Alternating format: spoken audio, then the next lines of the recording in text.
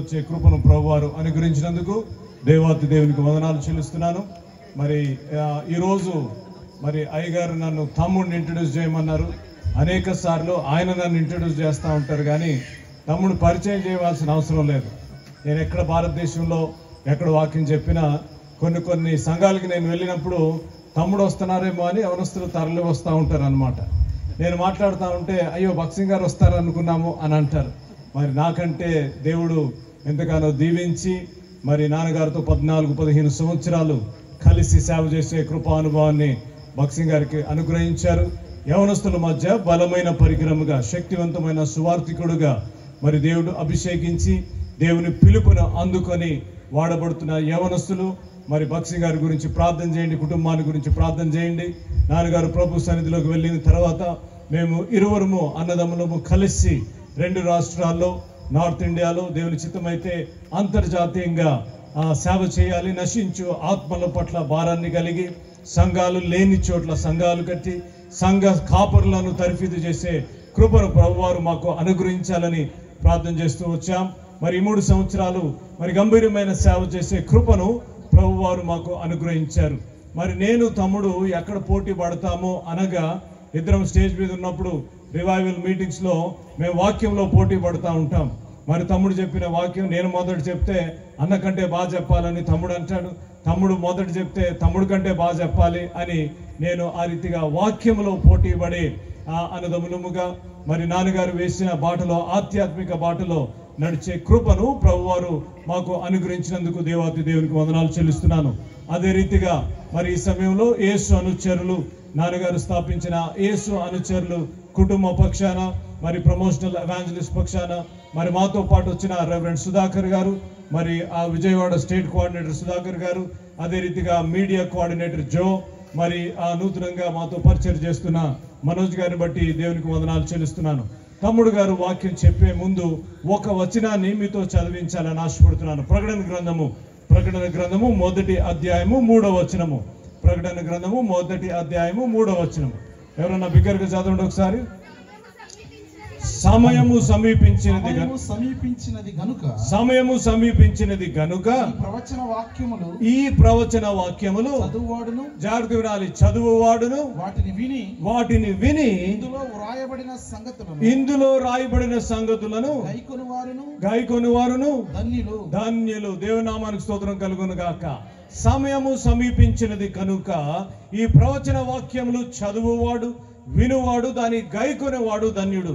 ఈ 3 రాత్రులు సువార్త మహాసభలో, స్వస్థత సువార్త రక్షణ మహాసభల్లో వాక్యము చెప్పబడుతుంది. కాబట్టి ఈ వాక్యాన్ని మీరు విని, ఈ వాక్యాన్ని మీరు విన్న వాక్యాన్ని గైకొని, విన్న వాక్యాన్ని చదివిన వారు ధన్యులు అని దేవుని వాక్యం సెలవిస్తుంది.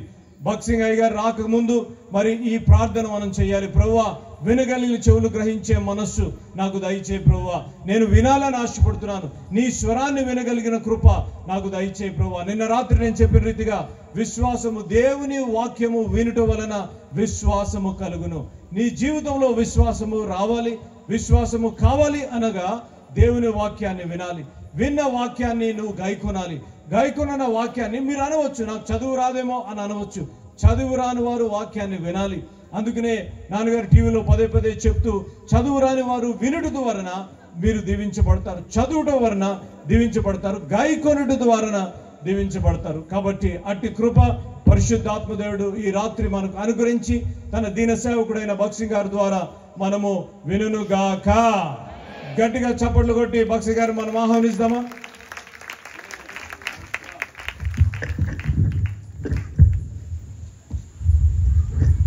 దేవుని నామానికి మహిమ కలుగును గాక. హల్లెలూయా. ఆకలిస్తున్నారు, హల్లెలూయా చెప్పండి. Very good. చాలా మందికి ఆకలి అవుతుంది అన్నమాట. హల్లెలూయా. వాక్యం వినాలని ఆశ కలిగిన వారు హల్లెలూయా చెప్పండి. Praise the Lord. ప్రార్థన చేసుకుందాం.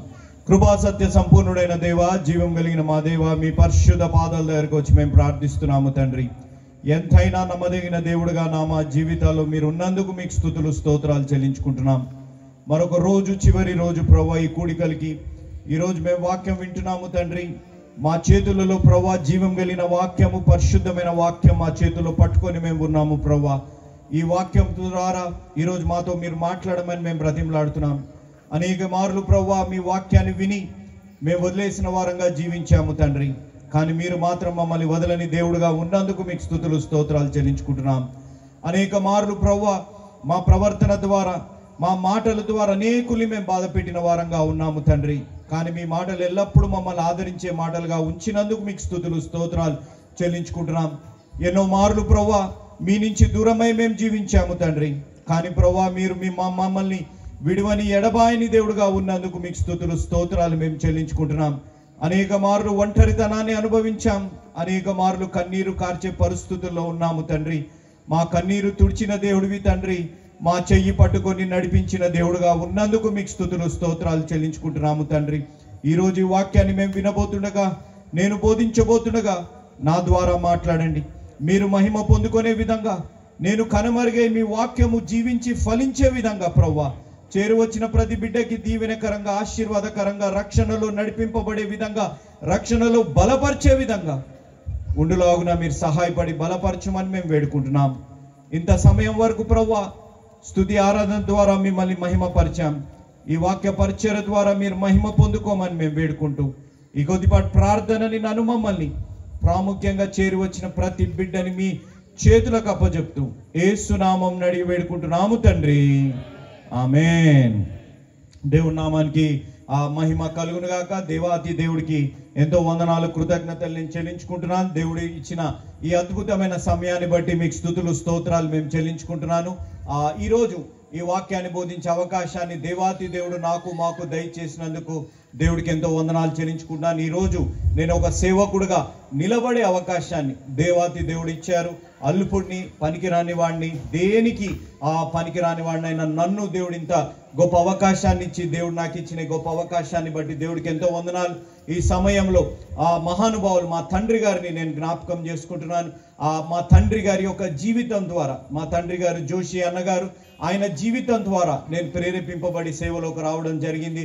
ఆయన వాక్యానికంటే బోధించిన దానిని జీవించే అనుభవంలోకి వారు నడిపింపబడ్డారు. కాబట్టి ఈరోజు నేను ఒక సేవకుడుగా నిలబడే అవకాశాన్ని దయచేశారు. అదేవిధంగా నన్ను కానీ అన్నయ్య గారిని ఆహ్వానించిన అయ్యగారు రమేష్ గారిని బట్టి ఎంతో వందనాలు చెల్లించుకుంటున్నాను.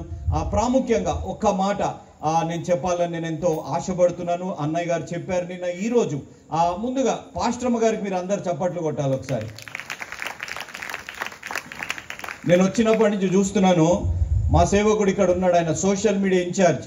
ఆ సేవకుడు అలా నిలబడి అంత దీర్ఘంగా కాన్సన్ట్రేట్ తీయడానికి ఫస్ట్ సిగ్గు, తర్వాత ఏదో ఒక తప్పులు చేస్తారు. కానీ పాస్టర్మ గారు నిర్మోహమాటంగా, ధైర్యంగా, ఏ వయసు అని నేను అన్నాను కానీ ఆడవాళ్ళని అడగొద్దు కాబట్టి ఇంత ధైర్యంగా లైవ్ చేయడము, రికార్డింగ్ చేయడాన్ని బట్టి దేవుడి నామానికి మహిమ కలుగుగా. ఒక్కసారి అమ్మగారికి చప్పట్లు కొట్టాలి.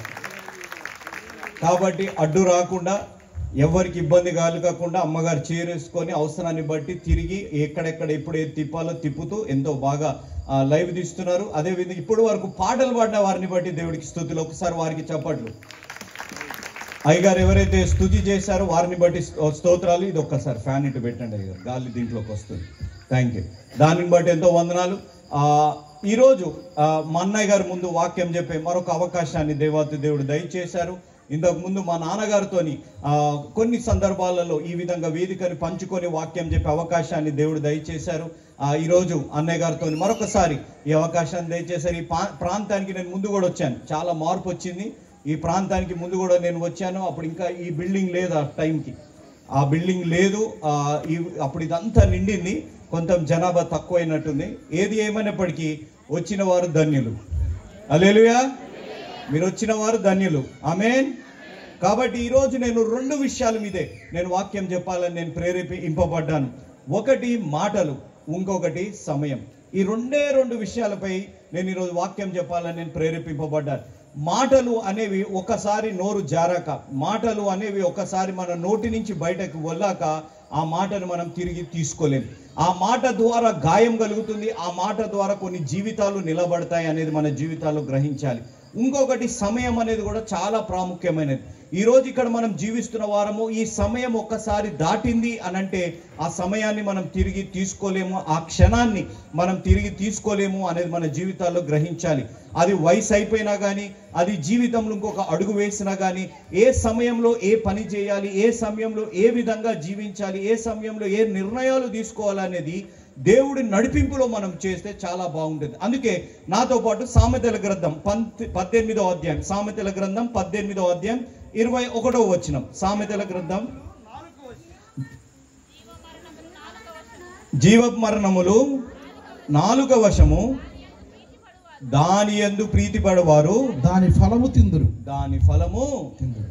జీవ మరణమును నాలుక వశం. బైబిల్లో దీనికి ఒక అద్భుతమైన ఉదాహరణ బైబిల్ నుంచి నేను మీకు చూపెడతాను. అద్భుతమైన ఉదాహరణ ఇంకోటి ఎఫెసీలకు రాసిన పత్రిక, ఎఫెసీలకు రాసిన పత్రిక 5వ అధ్యాయం 16వ వచనం. ఎఫెసీలకు రాసిన పత్రిక 5వ అధ్యాయం 16వ వచనం. దినములు చెడ్డవి గనుక సమయమును పోనీయక సద్వినియోగము చేసుకొని, సమయమును పోనీయక సద్వినియోగము చేసుకోము. కాబట్టి రెండు విషయాలు, జీవపు మరణములు నాలుక వశము, సమయాన్ని మనము సద్వినియోగం చేసుకోవాలి అనేది ప్రాముఖ్యంగా మన జీవితాల్లో గ్రహించాలి. ఈ రోజు మన జీవితాల్లో దేవుడు మన హృదయాన్ని ప్రేరేపించి, దేవుడు మన జీవితాల్లో ఈ వాక్యాన్ని ద్వారా, మేము వచ్చి ఏది గొప్ప పని ఏమి చేయట్లేదు, ఏ వాక్యం అయితే పరిశుద్ధాత్మ దేవుడు రాయించారో ఆ వాక్యాన్ని మీ ముందుకి ఒక పాత్రలాగానే మేము మీ ముందుకు వచ్చాం. మేము కనుమరుగైపోతాం, మేము వెళ్ళిపోతాం, కానీ మా మాటలు మీ హృదయాలని తాకే విధంగా, మా మాటలు మీ జీవితాలను మార్చే విధంగా, ఈ సత్య సువార్త, ఈ జీవం కలిగిన వాక్యము మీ కుటుంబాలని కట్టే విధంగా, మీ వైవాహిక జీవితాలను కట్టే విధంగా మా వాక్యము ఉండాలి అనేదే మా ప్రయాసము, మా ప్రార్థన అనేది మన జీవితాల్లో గ్రహించాలి. కాబట్టి రెండు విషయాలు దీంట్లో ఉన్న అద్భుతమైన సత్యం, ఒకటి జీవ మరణమును నాలుక వశం, ఇంకొకటి సమయాన్ని మనము సద్వినియోగం చేసుకోవాలి. దానికి గొప్ప ఉదాహరణ మత్తయి సువార్త, మత్తయి సువార్త 27వ అధ్యాయం, మత్తయి సువార్త 27వ అధ్యాయం 44వ వచనం. ఆయనతో కూడా బందిపోటు దొంగలను అలాగే ఆయనను నిందించారు. ఇది మనం 7 మాటల్లో ధ్యానించాం. గత నెల మనము గుడ్ ఫ్రైడే, శ్రమ దినాలు, ఇవన్నీ మనం ధ్యానించాము. ఇక్కడ మన జీవితాల్లో గమనిస్తే యేసు ప్రభు వారిని సిలువ వేయడం మనం గమనించాం. యేసు ప్రభు వారిని సిలువ వేశారు. సుమారుగా బైబిల్ జ్ఞానుల పరంగా యేసు ప్రభు వారికి ముందుగా, యేసు ప్రభు వారిని సిలువ వేసే ముందుగా సుమారుగా 30,000 మందిని సిలువ వేశారంట. 30,000 మంది సిలువనేశారంట. ఈ ఆచారం రోమా సామ్రాజ్యంలో నాకు ఆచారం, ఎవరైతే బందిపోటు దొంగలు ఉంటారో, ఎవరైతే రోమా సామ్రాజ్యానికి వ్యతిరేకంగా వారు జీవిస్తారో అలాంటి వారిని సిలువ వేయడం సాధారణంగా ఉండే శిక్ష. కానీ యేసు ప్రభు వారిని సిలువ వేసినప్పుడు ఆ సిలువకి విలువ వచ్చింది అనేది మన జీవితాల్లో గ్రహించాలి. యేసు ప్రభువార్, జీవం గల యేసు ప్రభువార్, పాపం ఎరుగని యేసు ప్రభువార్, పరిశుద్ధ జన్మ తీసుకున్న యేసు ప్రభువార్ ఈ లోకంలో మానవాళిని వారి పాపాన్ని నుంచి రక్షించడానికి మానవ అవతారాన్ని తీసుకున్న యేసు ప్రభువారు ఎప్పుడైతే సిలువ మీద బలియాగంగా అర్పింపబడ్డారో ఆ సిలువకి విలువ వచ్చింది అనేది గమనించాలి. రోమీయులకి తెలీదు యేసు ప్రభువారు ఎవరు, రోమీయులకి తెలీదు వారిని ముట్టుకునేటప్పుడు, రోమీయులకి తెలీదు వారి రక్తం కారి ఆ రక్తం వారి చేతుల మీద పడుతున్నప్పుడు రోమీయులకి తెలియదు.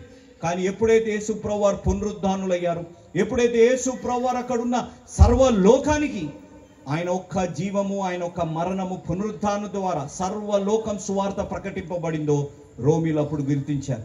ఇది మేము సిలువ వేసింది ఒక సాధారణమైన దొంగని కాదు, సాధారణ వ్యక్తిని కాదు, ఆయన జీవం కలిగిన దేవుడు, నా సృష్టికర్త అని రోమీయులు తెలుసుకునే విధంగా ఆ కార్యం జరిగింది. యేసు ప్రభువారు సిలువ వేయబడ్డారు.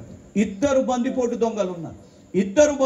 దొంగలు ఉన్నారు. వారి మధ్యలో యేసు ప్రభువారిని సిలువ వేయబడ్డప్పుడు ఆ బందిపోటు దొంగలు ఏమి చేస్తున్నారు చూడండి. 44వ వచనం మరొకసారి చదవండి. ఆయనతో కూడా సిలువ వేయబడిన బందిపోటు దొంగలను అలాగే ఆయనను నిందించి. ఇద్దరు బందిపోటు దొంగలు ఏం చేస్తున్నారు? యేసయ్యని నిందిస్తున్నారు. ఎందుకు నిందిస్తున్నారు? ప్రశ్న. మన వాక్యం చదివేటప్పుడు, వాక్యం వినేటప్పుడు మన జీవితాల్లో తెలుసుకోవాల్సింది, ఎందుకు నిందిస్తున్నారు, దేని వలన నిందిస్తున్నారు, ఏ విధంగా నిందిస్తున్నారు చూడండి. అదే లూకాసు వార్త మాతో పాటు లూకాసు వార్త 23వ అధ్యాయం, లూకాసు వార్త 23వ అధ్యాయం 36వ వచనం. అంతటా సైనికులు ఆయనకు చిరకనిచ్చి నీవు యూదుల రాజు అయితే నిన్ను నీవే రక్షించుకొనుమని ఆయనను అపహాసించిరి. ఇతడు యూదుల రాజని పై విలాసం కూడా ఆయనకు పైగా వ్రాయబడిను.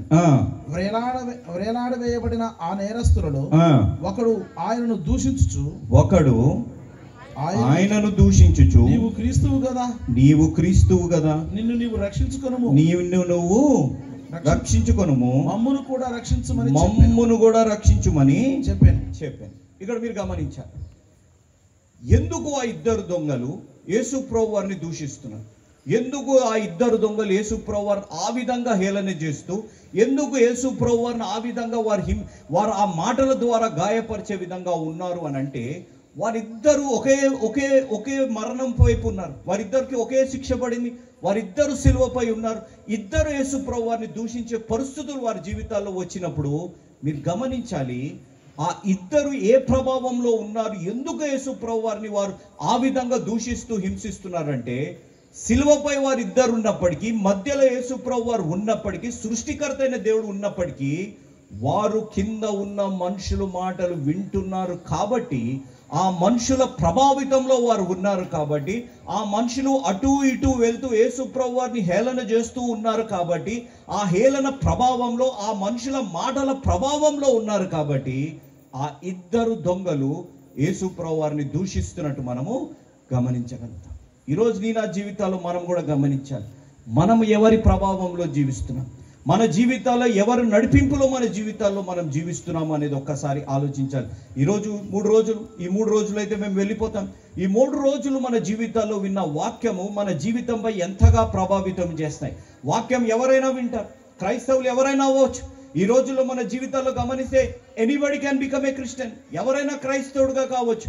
క్రైస్తవుడుగా మారడం గొప్పతనం కాదు, క్రీస్తు వలె జీవించడం ప్రాముఖ్యమైనది.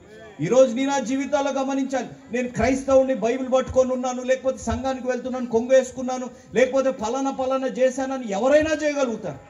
కానీ క్రీస్తు వలె జీవించడము అనేది ప్రాముఖ్యమైనది. క్రీస్తు ఏ మనిషి ప్రభావంలో జీవించలేదు, కేవలం పరిశుద్ధాత్మ దేవుడు ప్రభావంలోనే వారు జీవించారు.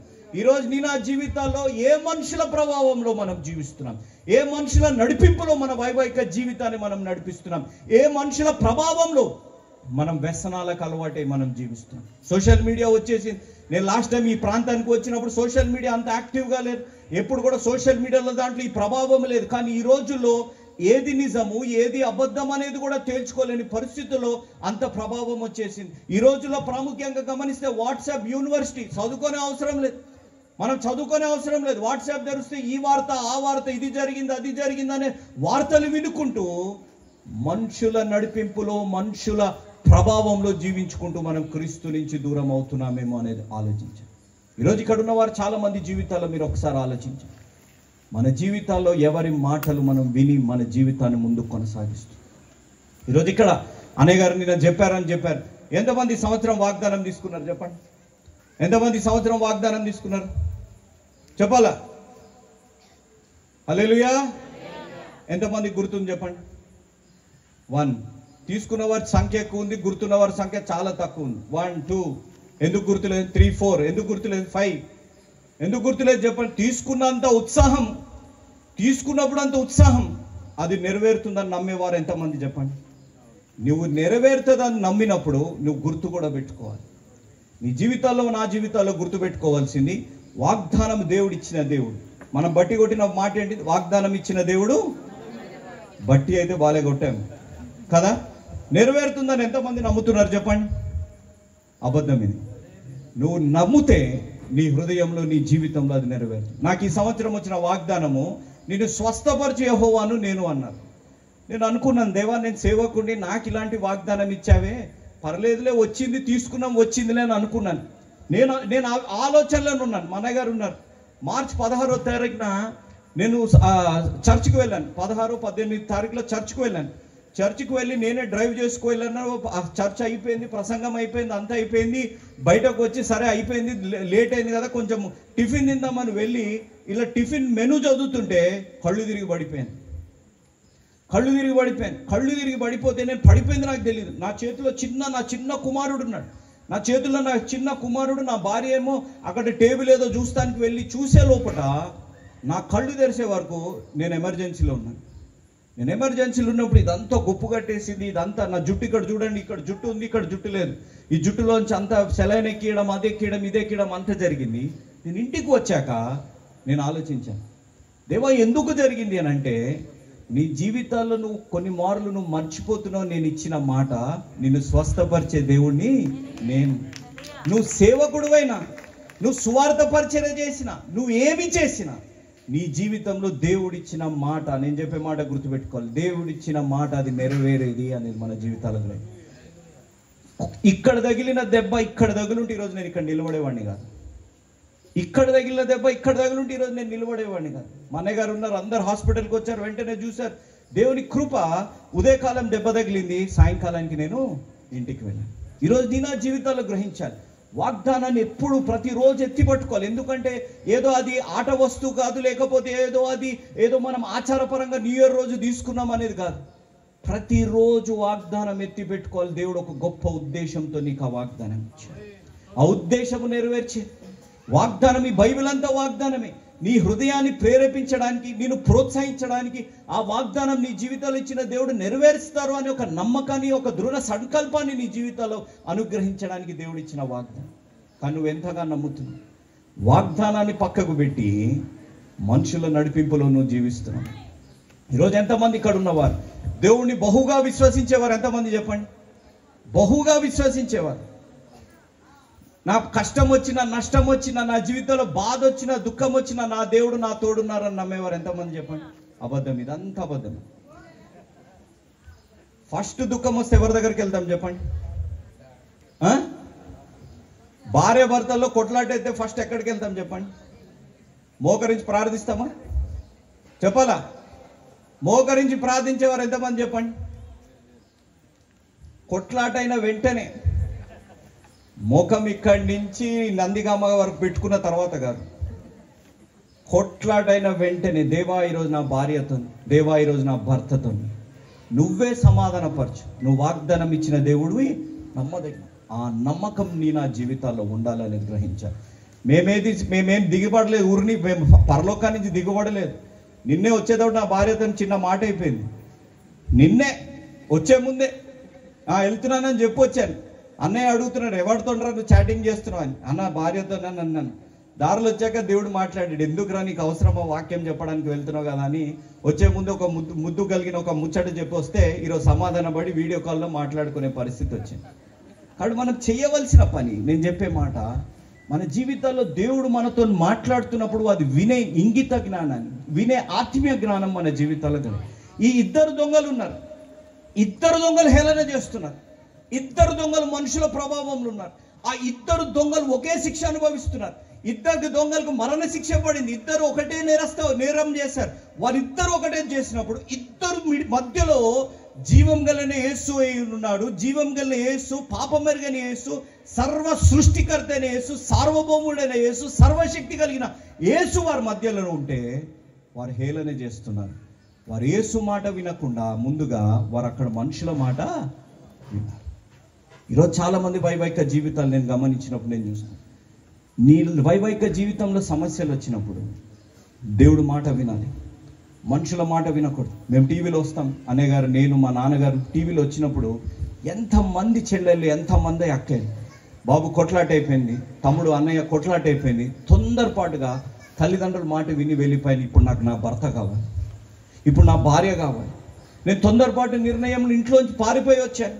తొందరపాటు నిర్ణయంలో నేను ఫలానా వ్యసనాలకు అలవాటు అయిపోయాను. నా స్నేహితుడు చెప్పాడు, నా స్నేహితురాలు చెప్పింది, లేకపోతే ఫలానా వారు చెప్పారు, ఇక్కడి నుంచి నువ్వు ఈ మైండ్ నువ్వు డైవర్ట్ చేసుకోవాలని ఫలానా పని చేస్తే ఇది జరుగుతుందని చెప్పినందుకు నేను ఈరోజు ఆ పాపంలో ఉండిపోయాను.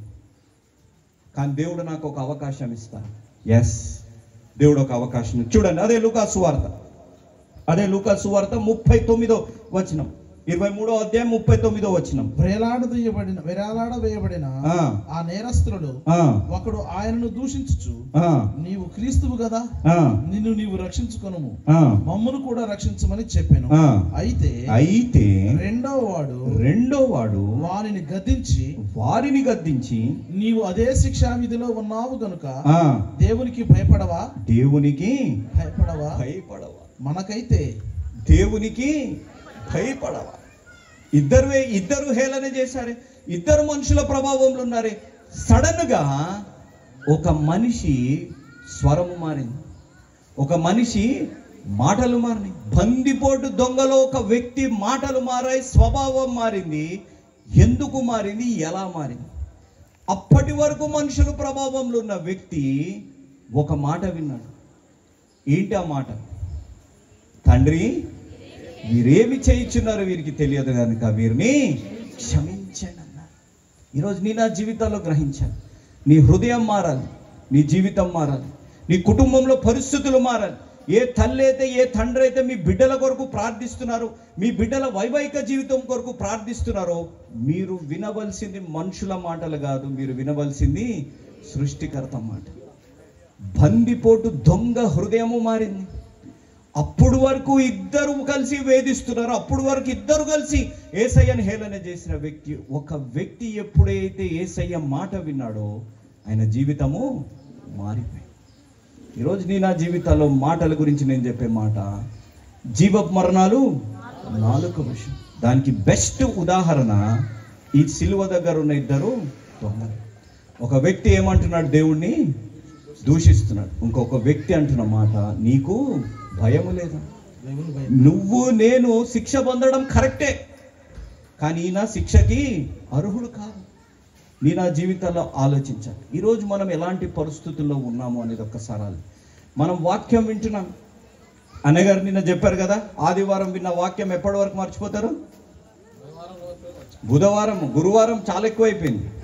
ఎంతవరకు అయింది? ఒక సర్వే చేశారంట. నేను లాస్ట్ టైం కూడా వచ్చినప్పుడు చెప్పాను, మీకు గుర్తుందో లేదో. ఒక సర్వే చేశారంట. ఒక సర్వే చేస్తే ఆదివారం చెప్పిన వాక్యం బుధవారానికి 94% మంది మర్చిపోతారంట. ఎంతమంది? ఇప్పుడు ఆదివారం వరకు ఎందుకు? ఆదివారం చాలా దూరం. ఈరోజు ఏంటిది? ఈరోజు ఫ్రైడే. ఈ కూడిక మొట్టమొదటి రోజు చెప్పిన వాక్యం చెప్పండి. హెడ్డింగ్ వద్దండి. విరాట్ కోహ్లీ రిటైర్ అయిపోయాడు, బాబు ఈ పథకం ఇవ్వలేదు, పవన్ కళ్యాణ్ ఇక్కడికి వెళ్ళాడు, అదంతా అవసరం లేదు. నీ హృదయాన్ని తాకింది. ఇక్కడ దొంగ హృదయాన్ని తాకింది ఏంటి? తండ్రి, మీరేమి చేయించున్నారు వీరికి తెలియదు కనుక వీరిని క్షమించండి. నీ హృదయాన్ని తాకిన వాక్యం ఏంటి? నువ్వు ఒక కెమెరా లాగా, ఒక మ్యూజిక్ ఇన్స్ట్రుమెంట్ లాగా, ఒక చైర్ లాగా, ఒక మైక్ లాగా వచ్చి ఉండి వెళ్ళిపోతే ఏమీ లాభం లేదు. నువ్వు జీవం కలిగిన దేవుడి ఊపిరి నువ్వు పీల్చుకుంటున్నావు. జీవం కలిగిన యేసు ప్రభువారి యొక్క దయని బట్టి, కృపని బట్టి, కనికరాన్ని బట్టి ఈరోజు మనం సజీవులుగా ఉన్నాం. నీ సజీవత్వాన్ని ఉపయోగిస్తున్నావా, దుర్వినియోగం చేస్తున్నావు? నీ సజీవత్వంలో దేవుడి నడిపింపులో నువ్వు జీవిస్తున్నావా, లేకపోతే మనుషుల నడిపింపులో జీవిస్తున్నావు? దేవుని వాక్యము జీవం కలిగిన వాక్యం. దేవుని వాక్యం నీ జీవితాలను కట్టే వాక్యం. దేవుని వాక్యం నీ కుటుంబాలను కట్టే వాక్యం. మారని మనుషుల జీవితాలను మార్చగలిగిన వాక్యం. ఆ వాక్యాన్ని నువ్వు నమ్ముకొని నువ్వు జీవిస్తున్నావు అనేది ఒక్కసారి ఆలోచించు. ఒక దొంగ హృదయాన్ని మార్చేసింది ఒకే ఒక మాట. ఆ దొంగ మారు మనసు పొందింది ఇలాంటి కూడికలలో కాదు. ఆ దొంగ మారు మనసు పొందింది ఏదో సంఘములో కాదు. ఆ దొంగ మారు మనసు పొందింది ఏదో బైబిల్ చదువో కాదు. ఆ దొంగ మారు మనసు పొందింది మరణ పడకపై ఉన్న సిలువ దగ్గర మరణం రుచి చూస్తున్న యేసయ్య పలికిన మాటలో ఒకే ఒక మాట. ఇంత గంట ప్రసంగం లేదే, ఇన్ని 3 రోజులు కూడికలు కాదే, ఒకే ఒక మాట. తండ్రి, వీరేమి చేయించున్నారు వీరికి తెలియదు కనుక వీరిని క్షమించండి అని ఒకే మాట ఆయన జీవితాన్ని మార్చి 40 రోజులు మనం చేసాం. ఏం చేసాం అమ్మా? అది ఉపవాసం అనాలో ఏమనాలో అది చెప్పండి. టైమింగ్ చెప్పండి. ఉపవాస టైమింగ్ చెప్పండి. 10 గంటల నుంచి దాంట్లో ఎన్ని బ్రేక్స్? 3 గంటల లోపల ఎన్ని బ్రేక్స్? 2 బ్రేక్స్. ఏమేమి తాగుతారమ్మా చెప్పండి. మా నాన్నగారు చెప్పేవారు ఏంటిదంటే, ఉపవాసం అని చెప్పి ఒక గ్లాస్ పాలు, ఒక అట్టుపండు తినేవారంట. ఇప్పుడు నీళ్లు తాగుతాం, టీ తాగుతాం. టీ తాగితే కడుపు ఎంత నిండుతుంది? ఇంకొక దాని మీద ధ్యాస ఉంది. ఫాస్టింగ్ అనేది చేస్తే రోజుకు ఒకేసారి తినాలి. కడుపు నిండా కడుపు పేలిపోయేటట్టు కాదు, ఒకే పూట తిని మరుసటి రోజు అదే పూట తినే విధంగా ఉపవాస ప్రార్థన చేయాలి. ఇప్పుడు మనకు అనేక కారణాలు ఉన్నాయి. బీపీ వచ్చిందండి, షుగర్ వచ్చిందండి, షుగర్ ఇదైపోతుంది, అదైపోతుంది అని చెప్తుంటారు. ఓకే, అలాంటి వారు కాకుండా యవ్వన బిడ్డలు నేర్చుకోవాలి. మనం దేవుడు ఆరోగ్యాన్ని మనం తీసుకుంటున్నాం. మన జీవితాల్లో ఆలోచించవలసింది మనం ఏ విధంగా మనం జీవిస్తున్నాం అనేది ఒక్కసారి ఆలోచించాలి. ఈరోజు నా జీవితాల్లో ఆలోచించాలి. 40 రోజులు ఉపవాస ప్రార్థన చేసినాం. ఏ వాక్యం మన హృదయాన్ని మార్చే విధంగా, ఏ వాక్యం మన హృదయాన్ని కదిలించింది? 7 మాటలు ఇక్కడ ఉన్నవారు సత్యం చెప్పండి. ఎన్ని సంవత్సరాల నుంచి 7 మాటలు వింటున్నాం? ఎన్ని సంవత్సరాల నుంచి ఈస్టర్ ప్రసంగాలు వింటున్నాం? మన జీవితాలు మారాయా? మన ప్రవర్తన మారిందా? మన స్వభావం మారిందా? మన ఆలోచన విధానం మారిందా? ఒక్కసారి ఆలోచించండి. ఈరోజు నా జీవితాలు ఉదయకాలంలో అన్నయ్య గారికి చెప్తున్నాను, ఇక్కడ ఉన్న మా అన్నయ్య గారితో ఉన్న అన్నయ్య గారికి చెప్తున్నాను, ఒక్క నిరీక్షణ లేని మాట, లేకపోతే ఒక దూషణ కలిగిన మాట, ఒక నెగిటివ్ మాట, ఒక్క వర్డ్, పనికిరాని వాడివి అని ఒక్క వర్డ్, నువ్వు దేనికి పనికిరావు, లేకపోతే నువ్వు యూజ్లెస్ ఫెలో, నువ్వు ఇది అది అని ఒక్క మాట చెప్తే, ఆ ఒక్క మాట మన మైండ్లోంచి తొలగించడానికి 180 పాజిటివ్ మాటలు మాట్లాడాలండి. ఎన్ని మాటలు? 180. ఒక్క నెగిటివ్ మాటని తొలగించడానికి 180 పాజిటివ్ మాటలు మాట్లాడాలి. కానీ ఇక్కడ యేసయ్య పలికిన ఒక్క మాట దూషిస్తున్న వ్యక్తి జీవితాన్ని మార్చేసి. హల్లెలూయా. ఈరోజు నా జీవితాలు ఆలోచించాలి. మాటలలో శక్తి ఉంది అనేది మన జీవితాల్లో గ్రహించాలి. ఎంతమంది ఇక్కడ ఉన్నవారు నీ మాటలో శక్తి ఉంది, నీ మాట నువ్వు ప్రార్థించే దాంట్లో శక్తి ఉంది. ఒక గొప్ప దైవజనుడు అన్న మాట, మనం ప్రార్థన చేసి ఒక అంశం, అంశం కొరకైతే మనం ప్రార్థన చేస్తున్నామో ఆ అంశంలో ఆ ప్రార్థన చేసి మనం ప్రభు సన్నిధికి చేరినప్పటికీ ఆ ప్రార్థన నెరవేరుతుంది. ఆ ప్రార్థన నెరవేరుతుంది. ప్రార్థన చేయడం ఎన్నడూ మాడకండి. మీ నోటి నుంచి వచ్చే ప్రతి మాట ఆ రోజు మనం దేవుడి దగ్గర తీర్పు ఇవ్వాలి అనేది మాట మనం గ్రహించాలి. ఒక గొప్ప దైవజనుడు అన్న మాట, ఒక ఇలాంటి కూడికలను ఒక స్త్రీ వచ్చి అడిగిందంట, అయ్యా బైబిల్ చదవాలా, ప్రార్థన చేయాలి, ఏది ప్రాముఖ్యమైనది అని అడిగారండి. చెప్పండి, ఏది ప్రాముఖ్యమైనది చెప్పండి? బైబిల్ ప్రాముఖ్యమా, ప్రార్థన ప్రాముఖ్యమా? అమ్మా, అయితే ఆ గొప్ప దైవజనుడు అన్నాడంట, అమ్మ ఊపిరి పీల్చుకోవడం ప్రాముఖ్యమా, ఊపిరి వదలడం ప్రాముఖ్యమా అని అడిగాడు. ఏది ప్రాముఖ్యం చెప్పండి? అమ్మా, ఊపిరి పీల్చుకోవడం అంటే బైబిల్ చదవడం, ఊపిరి వదలడం అంటే ప్రార్థన చేయడం. ఈరోజు నా జీవితాలు మనం ఆలోచించవచ్చు. మాటలు చాలా ప్రాముఖ్యం. నీ సొంత కుటుంబ సభ్యులతో నువ్వు పలుకుతున్న మాటలు, నువ్వు సొంత కుటుంబ సభ్యుల్ని నువ్వు దూషిస్తున్న మాటలు, నీ సొంత కుటుంబ సభ్యులు నువ్వు దిగజార్చే విధంగా, అవమానించే విధంగా నిందలు చేస్తున్న మాటలు నీ జీవితంలో అవి తిరిగి వస్తాయి అనేది జీవితాల్లో గ్రహించాలి. కానీ యేసు ప్రభువారు ఒకే ఒక మాట ఆ దొంగ హృదయాన్ని మార్చి, ఈరోజు ఆ దొంగ ఎప్పుడైతే ఆ యేసయ్య మాట విన్నాడో, ఆ యేసయ్య మాట విని ఆయన జీవితాన్ని మార్చుకునే పరిస్థితుల్లో, ఆయన జీవితాన్ని మార్చుకోవాలంటే ఆయన దగ్గర సమయం లేదు. ఏమి లేదు? సమయం లేదు. ఎందుకు? ఎక్కడున్నాడు ఆయన? అమ్మా, సిలువపై ఉన్నాడు. అయ్యో యేసయ్య పలికాడే, ఈ పలికిన మాట తగ్గట్టు నేను ఇది పలికింది కరెక్టా రాంగా, ఏ సిద్ధాంత పరంగా చెప్తున్నాడు, ఈ వ్యక్తి చెప్పేది కరెక్టో రాంగో, ఈ వ్యక్తి అసలు ఏంటిది అని చెప్పి నిర్ధారణ చేసుకోవడానికి, క్లారిఫై చేసుకోవడానికి ఆయన దగ్గర సమయము లేదు. చూడండి, చదవండి అమ్మా, లూకాసు వార్త 23వ అధ్యాయం 41వ వచనం. మనకైతే ఇది న్యాయమే, ఇది న్యాయమే, మనము చేసిన వాటికి తగిన ఫలము పొందుచున్నాము కానీ ఈయన ఏ తప్పిదమును చేయలేదని చెప్పి దేవుడి నామానికి మహిమ కలుగును గాక. ఎవరంటున్నారు ఈ మాట? కొద్ది క్షణాల ముందు ఏమంటున్నాడు ఆయన? యేసయ్యని దూషిస్తున్నాడు. ఒక మాట విన్నాడు. ఆ మాట తర్వాత ఏమైపోయింది? ఈయన ఏ తప్పిదము చేయలేదు. ఈరోజు నా జీవితంలో మనం కూడా ఆలోచించవలసి, ఆయన దగ్గర చదవడానికి బైబిల్ లేదు, వెళ్ళడానికి సంఘంకి వెళ్ళడానికి సమయం లేదు, బైబిల్ చదవడానికి సంఘం లేదు, ఫలానా సంఘానికి వెళ్ళాలి, ఫలానా పాస్టర్ గారి దగ్గరికి వెళ్ళి, రమేష్ గారు లాంటి దగ్గరికి వెళ్ళి నేను క్వశ్చన్ అడగాలి, అయ్యా శిలువ పైన పలికాడిన ఎవరు అని అడగడానికి లేదు. నీ హృదయంలో ఆయన పలికిన మాట నీ హృదయాన్ని మార్చుతే అదే అనుకూల సమయం, అదే రక్షణ. ఆయన దగ్గర సమయం లేదు. అందుకే ఎఫెసీ రాసిన పత్రిక 5వ అధ్యాయం 16వ వచనంలో అన్న మాట చదవండి ఒకసారి. దినములు చెడ్డవి కనుక సమయాన్ని పోనీయక ఏం చేయాలి? సద్వినియోగం చేసుకోవాలి కదా. ఎంతమంది న్యూస్ పేపర్ చదువుతారు చెప్పండి? ఇక్కడ న్యూస్ పేపర్ చదివే ఫోన్లు వచ్చాయి కాబట్టి న్యూస్ పేపర్ చదవరేమో ఈరోజు. ఒక మాట ఉంది, today's news paper is tomorrow's waste paper. ఈ రోజున్న న్యూస్ పేపర్ రేపటికి వేస్ట్ పేపర్. ఈరోజు న్యూస్ పేపర్ ఖరీదెంత? ఒక 5 రూపాయలు, 3 రూపాయలు, 5 రూపాయలు. ఇదే నెలంతా న్యూస్ పేపర్లు జమ చేసామనుకోండి, నెల తర్వాత ఎంత కమ్మొచ్చది? కిలో ఎంత అప్పుడు? అయ్యా 20 రూపాయలు ఎవరిస్తే చెప్పండి, నేను కూడా తెస్తాను. ఎంత? 7 రూపాయలు, 8 రూపాయలు. మనం బేరం ఆడితే 10 రూపాయలు. ఈ నెలంతా మనం 150, 200, 250 ఖర్చు పెడితే ఆ పేపర్ అంతా నెల తర్వాత అమ్ముతే అయ్యగారు చెప్పినట్టు ఒక 20 రూపాయలు. మనం ఖర్చు పెట్టిందంత 250. 250 అమ్మేదంత 20 రూపాయలు. నేను చెప్పే మాట, ఈ దొంగ దగ్గర సమయం లేదు, ఈరోజు మన దగ్గర కూడా సమయం లేదు. మనం ఏ పరిస్థితుల్లో ఉన్నా, మనం మనుషుల ప్రభావంలో దేవుడి నుంచి దూరం అయిపోయినా, లోకం ప్రభావంలో దేవుడి నుంచి దూరం అయిపోయినా, మనం దేవుణ్ణి దూషించే పరిస్థితులు ఉన్నా, మన ప్రార్థనలు ఆలస్యం అయిపోయి నా ప్రార్థనకి జవాబు రాలేదనే పరిస్థితుల్లో మనం ఉండి మనం దేవుడి నుంచి దూరం అయిపోయినా, మన కుటుంబంలో ఉన్న బాధ్యతలను బట్టి, లేకపోతే భేద అభిప్రాయాలు, మనస్పర్ధాలను బట్టి దేవుడి నుంచి దూరమైనా, దేవుడు మాత్రం నీ కొరకు నా కొరకు అక్కడే ఎదురు చూస్తున్న దేవుడు. నువ్వెక్కడ వదిలావో అక్కడే నీ కొరకు ఎదురు చూస్తున్న దేవుడు. ఈరోజు ఆ దేవుడు అంటున్న మాట, ఇదే అనుకూల సమయం, ఇదే రక్షణ. ఆ దొంగ అన్న మాట చూడండి, 42వ వచనం. ఆయనను చూచి యేసు నీవు నీ రాజ్యంలోనికి వచ్చినప్పుడు నన్ను జ్ఞాపకము చేసుకొనమని నేను. ఎవరంటున్నారమ్మా? మళ్ళీ ఎవరంటున్నారు? రెండవ దొంగ. ఎవరు చెప్పాలి? గట్టిగా చెప్పాలా? ఆకలిస్తున్నారు, హల్లెలూయా చెప్పండి. Praise the Lord. బయట ఉన్నారు కాబట్టి అంటున్నారు, లోపల రమ్మని చెప్పాలా? ఎవరు అంటున్నారు ఈ మాట?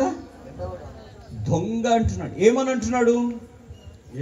యేసు నీవు నీ రాజ్యములో నన్ను వచ్చినప్పుడు నన్ను జ్ఞాపకం చేసుకోమని. ఏ రాజ్యము దొంగకి ఎలా తెలుసు? ప్రశ్న. ఏ రాజ్యము దొంగకి ఎలా తెలుసు? ఆ రాజ్యం ఉందని దొంగకి ఎలా తెలుసు? మీరు ఆలోచించాలి. ఒక రాజ్యం ఉంది, ఆ రాజ్యానికి నా అధిపతి అని చెప్పి, ఆ రాజులకు రాజు, ప్రభులకు ప్రభు నా పక్కనున్నాడని ఆ దొంగకి ఎలా తెలుసు? మీరు గమనించాలి. అక్కడ సువార్త వినపడింది. చూడండి, అదే లూకా సువార్త 23వ అధ్యాయం 35వ వచనం. ప్రజలు నిలవబడి చూచుచుండిరి, అధికారులను వీడు ఇతరులను రక్షించును, వీడు దేవుడు ఏర్పరచుకున్న క్రీస్తు అయిన ఎడల. ఈయన చెప్పాలా? ఈయన దేవుడు ఏర్పరచుకున్న క్రీస్తు అయిన ఎడల తన్ను తాను రక్షించుకునమని అపహాసించిరి. తర్వాత సైనికులు ఆయన వద్దకు వచ్చి ఆయనకు చిరకనిచ్చి, నీవు యూదుల రాజు అయ్యో, ఆయన యూదుల రాజు కాదండి, ఆయనకు రాజులకు రాజు, ప్రభులకు ప్రభు. హల్లెలూయా. ఈ మాట, ఆ శిలువపై రాసిన మాట దొంగ చూశాడు. కింద నుంచి నేను ఇప్పటి వరకు వారి హేళననే నేను విన్నాను, వారు చేసిన హేళననే నేను అర్థం చేసుకున్నాను. కానీ ఎప్పుడైతే యేసయ్య శిలువపై పలికిన మాటని అర్థం చేసుకున్నానో, ఎప్పుడైతే వారు పలికిన మాట, ఈయన దేవుని కుమారుడు, ఈయన ఎంచుకోబడ్డ వ్యక్తి, ఈయన యూదుల రాజు, ఈయన నా కొరకు వచ్చిన వ్యక్తి అని చెప్పిన మాట, అక్కడ అన్నబడ్డ మాట, యేసు నీ రాజ్యములో వచ్చినప్పుడు నన్ను కూడా. తెలుగు బైబిల్, ఇంగ్లీష్ బైబిల్లో యేసు అనే మాట ఉంది. ఒరిజినల్ ట్రాన్స్లేషన్లో లార్డ్ జీసస్ అనే మాట రాయబడింది. ఒరిజినల్ దాంట్లో లార్డ్ జీసస్ అంటే ఆయన యేసు అనే కాదు, ఆయన ప్రభు అయిన యేసు అని ఆయన తెలుసుకున్నాడు. ప్రభు అయిన యేసు అని తెలుసుకున్నాడు. ఈరోజు ఒక శిష్యులకు తెలియని రహస్యము, శిలువపై మరణాన్ని రుచి చూడబోతున్న దొంగ తెలుసుకుంది. ఏంటిదంటే యేసయ్య రాజ్యంలో ఉంది, ఆ రాజ్యంలో దేవా నన్ను జ్ఞాపకం. ఈరోజు ఇక్కడ ఉన్నవారు, నువ్వు ఎవరి ప్రభావంలో ఉన్నావు, నువ్వేమి మాట్లాడుతున్నావు, నీ సమయం నీకు ఎంత ఉందో ఒక్కసారి నువ్వు గ్రహించాలి. ఇక్కడ ఈ దొంగ అన్నమాట, ప్రభు యేసు నీ రాజ్యం వచ్చినప్పుడు నన్ను జ్ఞాపకం. అప్పుడు యేసయ్య అన్న మాట చదువు. అందుకు ఆయన వానితో నేడు నీవు నాతో కూడా పరదేశులో ఉందువని నిత్యముగా నీతో చెప్పుచున్నాను. నిత్యముగా. ఎక్కడ వాగ్దానం ఇస్తున్నాడు యేసయ్య? ఎక్కడ? గట్టిగా చెప్పాలమ్మా. అయిపోయిందమ్మా, పెట్టేస్తారు, భోజనాలు పెట్టేస్తారు, మేము కూడా వెళ్ళిపోతాం. చెప్పండి, ఎక్కడ? సిలువపై. ఏ అద్భుతాలు చూశాడు? ఇప్పుడు నేను ఇందాక చదువుతున్నాను. క్రీస్తు యేసు సువార్త స్వస్థత సభలు. ఏం సభలు? స్వస్థత సభలు. ఏ స్వస్థతలు చూశాడు దొంగ? చెప్పాలి. ఏ స్వస్థత చూశాడు దొంగ? స్వస్థతలు చూడలేదు ఆయన దగ్గర సమయం లేదు. జీవం కలిగిన దేవుని వాక్యమే ఆయన దగ్గర ఉంది. జీవం కలిగిన దేవుని వాక్యం. ఆ వాక్యాన్ని, హృదయాన్ని హద్దుకొని ఆయన జీవించాడు. ఆయన గ్రహించాడు, ఆయన గుర్తించాడు. అన్నయ్య గారు అన్నారు, గ్రహించే మనసు మాకు దయచేయి. ఆయన గ్రహించాడు, ఈయన పలికిన మాట సత్యమైన. అంతగా హింసిస్తున్నా, అంతగా హింసించి, అంతగా హేళన చేస్తున్నా, అంతగా అవమానిస్తున్నా. ఏ శిష్యులైతే కలిసి అంత గొప్ప పరిచయం చేశారు, ఆ శిష్యులు ఎవ్వరు కనపడలేదు. ఆయన కుటుంబ సభ్యులు ఎవరు కనపడలేదు. కేవలం తల్లి ఇంకా యోహాన్ గారు కనపడుతుంది. అంతగా చేసినా, ఆయన గురించి గొప్పగా పెద్దగా వినకపోయినా, ఆయనకు కలిగిన హృదయము. ఇందాక పాడిన పాట, ఏం పాట? దేవా నీ జాలి నాయందు జాలిపడు దేవా. ఆయన అడగలేదు. మనం అడుగుతున్నాం, ఆయన అడగలేదు. దొంగ అడగలేదు. కానీ దొంగ గ్రహించి, దేవా నీ రాజ్యంలో నన్ను జ్ఞాపకం చేసుకొని ఒక్క మాట అనగా దేవుడు చేసిన వాగ్దానము ఆ రోజు జరిగింది. ఈరోజు ఇక్కడ ఒక ప్రశ్న. దొంగ ఏమి చూశాడు యేసయ్యను? ఆయన రాజుగా పిలవడానికి, రాజ్యాన్నిగా చూడడానికి దొంగ ఏమి చూశాడు? చెప్పాలి. దొంగ ఏమి చూశాడు? చెప్పండి. దొంగ కనపడడానికి యేసయ్య ఏ విధంగా? ఇప్పుడు ఇక్కడ బొమ్మ ఉంది కదా, ఇక్కడ బొమ్మ ఉందా? చెప్పండి అండి, బొమ్మ ఉందా? ఏముంది బొమ్మ మీద? ముళ్ళ కిరీటం. ఇంకా ఈ బొమ్మలో ఉన్న వ్యక్తి అందంగా ఉన్నాడు కొంచెం, అంతేనా? దొంగ సిలువని చూస్తుంటే ముఖమంతా రక్తంతో ఉంది. యేసయ్య ముఖమంతా ఏమున్నాయి? మొత్తము దెబ్బలే. ఎక్కడ చూసినా రక్తం గారుతుంది. శరీరం అంతా చీల్చబడిపోయింది. తలపై ఏ బంగారు కిరీటం ఉంది? ఏ కిరీటం ఉంది అమ్మా? చెప్పాలి. ఏ కిరీటం ఉంది? ముళ్ళ కిరీటం ఉంది. ఆ ముళ్ళ కిరీటంలో ఆయన అంటున్న మాట, నీ రాజ్యం వచ్చినప్పుడు నన్ను. ఆయన అద్భుతాలు చూడకముందు, ఆయన స్వస్థతలు చూడముందు, ఆయన ఆశ్చర్యకార్యాలు చూడకమునుపు, ఆయన ఈయనని కాపాడాలి అనే ఒక అవగాహన, ఆలోచన రాకమునుపే ఆయన అన్నమాట, నీ రాజ్యంలో నన్ను జ్ఞాపకం చేసుకో. ఈరోజు నువ్వు దేని కొరకు వచ్చావు? ఇక్కడికి ఏమి చూడడానికి వచ్చావు? ఈరోజు ఇక్కడ నువ్వు ఒక అద్భుతాలు చూడాలి, లేకపోతే ఒక స్వస్థతలు చూడాలి, ఈరోజు ఒక ఆశ్చర్యకార్యం జరగాలనే దాని కొరకు నువ్వు వస్తే నీ జీవితంలో జరగదు. నువ్వు ఇక్కడికి రావాల్సింది క్రీస్తు ప్రేమని గ్రహించి రావాలి. క్రీస్తు ప్రేమని రుచి చూడడానికి రావాలి. ఈరోజు ఏ దొంగ అయితే ఏ అద్భుతాలు, before anything he believed he is the living God. ఆయన జీవం కలిగిన దేవుడు అని ఆయన గ్రహించాడు. ఆ జీవం కలిగిన దేవుడు ఈరోజు నీ హృదయాన్ని చూసే దేవుడు. ఇద్దరు దొంగలు ఉన్నారు. ఇద్దరు దొంగల్లో జీవ మరణాలు. ఒక వ్యక్తి ఎటు వెళ్ళాడు? ఒక వ్యక్తి మరణాన్ని, ఇంకొక వ్యక్తి పరదేశీకి వెళ్ళాడు. ఈరోజు ఇక్కడ ఉన్న వారిని నా జీవితాలు ఆలోచించాలి. మనం ఎటు వెళ్ళబోతున్నాం? 7 మాటలు వినేసాం. దొంగ గురించి మనం మాట్లాడుకున్నాం, అన్నీ అయిపోయాయి. కానీ మనం ఎటు వెళ్తున్నాం, ఎటు వెళ్ళబోతున్నాం అనేది మన జీవితాలు ఆలోచించాలి. ఈరోజు ఇక్కడ ఉన్న వారు ఒక్కసారి ఆలోచించి, నీ హృదయంలో ఏ బాధ ఉన్నా, నీ హృదయంలో ఏ కన్నీరు గార్చే పరిస్థితులు ఉన్నా, నీ మనసు పరదాలు ఎన్నున్నా, నీ భేదాభిప్రాయాలు నీ జీవితాలు ఎన్నున్నా, మనుషులు గ్రహించిన, మనుషులు నీ జీవితంలో నీకు ఆ ఆధారాన్ని, లేకపోతే నీ జీవితంలో ఆ బాధని తొలగించే పరిస్థితుల్లో ఉన్నా లేకపోయినా, ఆ జీవం కలిగిన దేవుడు నీ తోడున్నాడు. నీ కన్నీరు తుడిచే దేవుడు నీ తోడై ఉన్నాడు. ఈ మాట మీరు అనేక మార్లు ఉండొచ్చు. కానీ దొంగ జీవితం మనకు ఒక సాక్ష్యం. ఈ దొంగ జీవితం మనకు ఒక ఉదాహరణ. ఈ దొంగ ఎప్పుడైతే ఒకే ఒక మాట ఆ వాక్యాన్ని విన్నాడో, ఆయన జీవితాన్ని దేవుడు కప్ప చెప్పాడు. సమయం లేకపోయినా, అద్భుతాలు ఆశ్చర్యకార్యాలు చూడకపోయినా, ఆయన జీవితంలో రక్తం గారుతున్న ఆ యేసయ్యను చూసినప్పుడు, ఆ తలపై ముళ్ళ కిరీటం చూసినప్పుడు ఆయన జీవితం ఏమైపోయింది? దేవుడికి. ఈరోజు ఇక్కడ ఉన్నవారు మన జీవితాన్ని ఒక్కసారి ఆలోచిస్తాం. మన జీవితాలు ఏ విధంగా ఉన్నాయి చెప్పండి. మొన్న ట్యూస్డే చెప్పిన, వెనస్డే చెప్పిన వాక్యం ఎంతమంది గుర్తుంది చెప్పండి? అయ్యగారు ఎవరు వచ్చారు? అయ్యగారు చెప్పిన వాక్యం. పోనీ నిన్న అన్నగారు చెప్పిన వాక్యం చెప్పండి. మళ్ళా హెడ్లైన్స్ చెప్పొద్దు అయ్యగారు. నిన్న రాత్రి నేను రాలేదు, రాత్రిలో అనొద్దు కానీ రాత్రి వచ్చి అడిగాను ఏమేం చెప్పాడంటే 2 మాటలు చెప్పి ఇంకోటి సినిమా పేరు చెప్పారు నాకు. విరిగిన వల, విరిగిన వ్యక్తి, విరిగిన. కానీ నిన్న నాకేం చెప్పారంటే బ్రోకెన్ హార్ట్ అని చెప్పారు. అది ఇంగ్లీష్ సినిమా పేరు. అంటే అది గుర్తుంది కానీ వాక్యము ఎందుకు ఆ వాక్యం గుర్తులేదు? మనం యేసయ్య వైపు మనం చూడట్లేదు. వాక్యం ఏం సెలవిస్తుంది? విశ్వాసమునకు కర్త దాన్ని కొనసాగించువాడని యేసు వైపు చూడు. ఎక్కడ చూడాలి? నన్ను చూడొద్దు. నేను ఈరోజు వెళ్ళిపోతాను. నన్ను చూసే అవసరం లేదు. పాటలు పాడినని రమేష్ గారిని, మా అన్నయ్య గారిని, వేదికపై ఉన్న వారిని, ఇక్కడ పాటలు పాడి వాయిస్తున్న వ్యక్తులను చూడకండి, దేవుణ్ణి చూడండి. ఆ దొంగ చూసింది యేసయ్యని. యేసయ్య అద్భుతాలు, కిరీటాలు, గుర్రంపై వస్తున్నాడు, తెల్ల వస్త్రాలతో వస్తున్నాడు అనేది చూడలేదు. రక్తం గారుతున్న యేసయ్యని చూశాడు. ముళ్ళ కిరీటంతోనున్న యేసయ్యని చూశాడు. ఆయన దగ్గర సమయం లేదు, ఉన్న సమయాన్ని ఆయన సద్వినియోగం చేసుకున్నాడు. ఆ సమయంలో ఆయన రక్షణ పొందాడు. పరదేశుల యేసయ్యతోని ప్రవేశించాడు.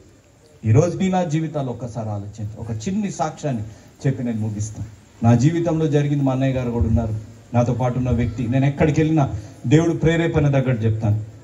2022 సంవత్సరంలో నాకు ఒక కుమారుడు పుట్టాడు. నా రెండో కుమారుడు పుట్టాక కేవలం 11 నెలలే. 11 నెలలు పుట్టేప్పుడు నేను అన్నయ్య గారు కలిసి నెల్లూరు ప్రాంతానికి వెళ్ళాలి. క్రిస్మస్కి నేను అన్నయ్య గారు సంగారెడ్డి ఒక సంఘానికి క్రిస్మస్కి వెళ్ళాలి. అయితే 24వ తారీఖున మేము ఎవరం ఉండట్లేదు, సేవకులుగా ఇంట్లో ఉండట్లేదు అని మేము ఏం చేసామంటే మా తోబుట్టుల్ని, మా అమ్మగారిని కలవడానికి వెళ్ళాం. అయితే నేను వెళ్ళి అందరినీ కలిసి అన్నయ్య గారి దగ్గరికి, అన్నయ్య వస్తున్నాను, కేక్ తీసుకొని వస్తాను, కలవం కదా క్రిస్మస్కి, మళ్ళీ మరుసటి రోజు కలుస్తాం కదా అని వెళ్తుంటే నా 11 నెలల కుమారుడు మా అమ్మగారిని కలిసాను, మా అక్కయ్య గారిని కలిసాక మేము బయలుదేరుతుంటే వాడు కడుపు అంతా పట్టుకొని ఏడుస్తుంటే తల్లులకు తెలుసు ఎందుకు ఏడుస్తానంటే డైపర్లో చీమలు కుడుతున్నాయేమో, డైపర్ ర్యాష్ ఏమని వచ్చిందో అని చెప్పి వెంటనే డైపర్ అవన్నీ తీసాక కూడా వాడు ఇంకా ఏడుస్తుంటే వెంటనే మాకు ఫ్యామిలీ డాక్టర్కి ఫోన్ చేశాము. అంకుల్ ఈ విధంగా ఏడుస్తున్నాడు అంటే అయ్యగారు ఒక్కసారి వచ్చేళ్ళండి అని అన్నారు. ఎందుకంటే ఆ రోజు రాత్రి మేము 4 కుటుంబంగా, నా పెద్ద కుమారుడు, నా చిన్న కుమారుడు, నా భార్య, నేను అందరం కలిసి నెల్లూరుకు వెళ్ళాలి. నెల్లూరులో ఒక పెద్ద సంఘంలో ప్రసంగం చేయాలి. ఒక అవకాశంలో మేము వెళ్ళాలి, అందరం కలిసి క్రిస్మస్ సెలబ్రేట్ చేసుకుందామని అనుకున్న సమయంలో హాస్పిటల్కి వెళ్ళాం. హాస్పిటల్కి వెళ్తే ఆయన కడుపు నొప్పి వస్తుందేమో అయ్యగారు అని చెప్పి చెవులో ఒక మందు వేశారు, నోట్లో ఒక మందు వేశారు, ముక్కులో ఒక మందు వేశారు, అన్నీ వేశారు. అన్నీ వేసినా కూడా వాడు ఏడ్చినట్టే ఉన్నాడు. అయితే డాక్టర్ గారు అన్నారు, అయ్యగారు ఒక పని చేద్దాము, ఎందుకైనా మంచిది ఒక స్కానింగ్ తీద్దామని. సరే అంకుల్ లేట్ అయిపోతుంది, 11 o'clock సింహపూరి ట్రైన్ ఉంది, మేము నెల్లూరుకి వెళ్ళాలి అని అన్నప్పుడు సరే డాక్టర్ గారి దగ్గరికి వెళ్ళాం. డాక్టర్ గారి స్కానింగ్ దగ్గరికి వెళ్తే స్కానింగ్ అయిపోయింది, రిపోర్ట్ వచ్చింది. ఆ స్కానింగ్ రిపోర్ట్ తీసుకొని డాక్టర్ గారి దగ్గరికి వస్తే డాక్టర్ గారు అన్న మాట, అయ్యగారు మీ కుమారుడు పేగు మడత పెట్టింది, వెంటనే సర్జరీ చేయాలని. 11 నెలల బాబు, పేగు మడతబడింది, వెంటనే సర్జరీ చేయాలని. అప్పటి వరకు నా భార్య ఎంతో ధైర్యంగా ఉంది. ఎప్పుడైతే 11 నెలల పిల్లవాడికి అక్కడ సర్జరీ చేయాలన్నారో తను తట్టుకోలేని బాధ. ఆ సమయంలో నేను యోబు గ్రంథాన్ని ధ్యానిస్తున్నాను టీవీలో. యోబు గ్రంథాన్ని నేను ధ్యానిస్తున్న సమయంలో ఆ సమయంలో దేవుడు నన్ను బలపరిచిన వాక్యం ఏంటిదనగా, నీ విమోచకుడు సజీవ్. ధైర్యంతో నుండి అంకుల్ మీరు ఎలా అంటే అలా అని చెప్పి అన్నయ్య గారికి వెంటనే రిపోర్ట్ పంపించాను. ఆ తర్వాత మా సేవకుడు ఉన్నాడు, తర్వాత యశోదలో మాకు ఒక తెలిసిన డాక్టర్ ఉంటే ఆ అన్నయ్యకి పంపిస్తే నాన్న కొంచెం సీరియస్గా ఉంది, వెంటనే సర్జరీ చేయకపోతే ప్రమాదం అవుతుంది అని అన్నారు. అయితే వెంటనే ప్రమాదం అవుతుందంటే ఆ అంకుల్ గవర్నమెంట్ నీలోఫర్ హాస్పిటల్ నుంచి మందాకని అని ఒక ఆమెని పీడియాట్రిక్ సర్జన్ని తీసుకొచ్చి ఆమె కూడా రిపోర్ట్ చూసి ఆమె అన్నమాట, అయ్యారు ఇప్పుడు 9 అయిపోయింది కాబట్టి రేపు పొద్దున్న 9:30, 10, 11 గంటలకు సర్జరీ చేస్తాము. రాత్రంతా మీరు ఒక పని చేయాలి, ఏంటిదంటే పాలు నీళ్లు ఇవ్వకుండా 11 నెలల బాబుని ఉపవాసం రాత్రి అంతా పెడితే ఖాళీ అంటే ఎంటీ స్టమక్లో ఉంటేనే మేము సర్జరీ చేయగలుగుతాం అని అన్నారు. ఇక్కడ చాలామంది పిల్లలు అల్లరి చేస్తున్నారు, చాలామంది తల్లులు కూడా ఉన్నారు. రాత్రి 9 నుంచి ఉదయకాలం 9 వరకు పాలు నీళ్ళు ఇవ్వకుండా పిల్లవాడిని ఉంచగలుగుతామా? అసాధ్యం. రాత్రి అంతా ఏడుస్తూనే ఉన్నాడు, రాత్రి అంతా ఏడ్చిన వాడు ఏడుస్తూనే ఉన్నాడు. నీళ్లు కావాలని, పాలు కావాలని ఏడుస్తుంటే మేము కూర్చొని ఉండి వాడిని ఏదో ఒకటి చేసి ఆపుతూ ఉన్నప్పుడు నేను నా భార్య కలిసి ఒకే ప్రార్థన, తండ్రి నీ చిత్తమైతే ఈ సర్జరీ లేకుండా స్వస్థపరచు, లేదంటే నీ చిత్తమైతే సర్జరీ కూడా మేము సిద్ధమని చెప్పి నేను నా భార్య హాస్పిటల్లో మోకాళ్ళు ఉండి ప్రార్థన చేశాం. ఉదయకాలం వచ్చింది క్రిస్మస్. ఉదయకాలంలో క్రిస్మస్ నా బదులుగా అన్నయ్య గారిని అడిగితే, అన్న మీరు నెల్లూరుకి వెళ్ళండి, ఎప్పుడో ప్రామిస్ చేశాము మీరు వెళ్ళాలి అంటే అన్నయ్య గారు ఎంతో పెద్ద మనసుతో ఒప్పుకొని అన్నయ్య గారు నెల్లూరుకి వెళ్ళారు. నెక్స్ట్ డే క్రిస్మస్ కరెక్ట్ 9 గంటలకి మేము హాస్పిటల్కి వెళ్ళాం. కరెక్ట్ 9 గంటలకి మేము హాస్పిటల్కి వెళ్ళి స్కానింగ్ కొరకు నిలబడితే మా నెంబరు 12:30 వచ్చింది. 11:30 12:30కి మా నెంబర్ వచ్చింది. 12:30కి మా నెంబర్ వస్తే కూర్చొన్నాం, ఆ స్కానింగ్ చేస్తుంది. నా భార్య కాళ్ళు పట్టుకుంది, నేను చేతులు పట్టుకున్నాను. వాడు ఏడుస్తూ గిలగిలా కొట్టేసుకుంటూ ఉన్నాడు, ఏడుస్తూ. సరే ఏడుస్తూ ఉన్నాడు అని చెప్పి సరే అని ఆమె స్కాన్ చేస్తూ ఉంది. ఏదో లిక్విడ్ వేసింది, స్కాన్ చేస్తుంది. మళ్ళీ లిక్విడ్ వేసి స్కాన్ చేసి పెద్ద గన్ను చిన్న గన్ను తీసుకొని స్కాన్ చేస్తుంటే ఆమె అడిగింది, ఏమైంది మీ బాబుకి అని అంటే, అమ్మ ఇలా నిన్న 7:30కి స్కానింగ్ చేశాము, పేగు మడతబడింది అంటే చూపెట్టండి నేను అంటే నా భార్య వెంటనే ఫోన్ తీసి చూపెట్టింది. ఇలా ఓహో నిన్ననే జరిగింది, రాత్రి జరిగింది అని చెప్పి మళ్ళీ స్కాన్ చేసి తనన్న మాట, అయ్యగారు మీరు ఎందుకు వచ్చారో నాకు తెలియదు కానీ మీ కుమారుడు పేగు ఏం మడతబడలేదు, ఏం కాలేదు, మీరు ఇంటికి వెళ్ళండి. దేవుని నామానికి మహిమ కలుగును గాక. ఇదేదో గొప్ప చెప్పడానికి సాక్ష్యం. ప్రతి వ్యక్తి జీవితంలో కష్టాలు వస్తాయి. నా జీవితంలో చేయవలసింది ప్రార్థన. ఆ దొంగ చేసింది కూడా ప్రార్థనే, ఆ దొంగ చేసింది కూడా ప్రార్థనే. దేవా నీ రాజ్యంలో నన్ను, ఆ ప్రార్థన దేవుడు ఆలకించాడు.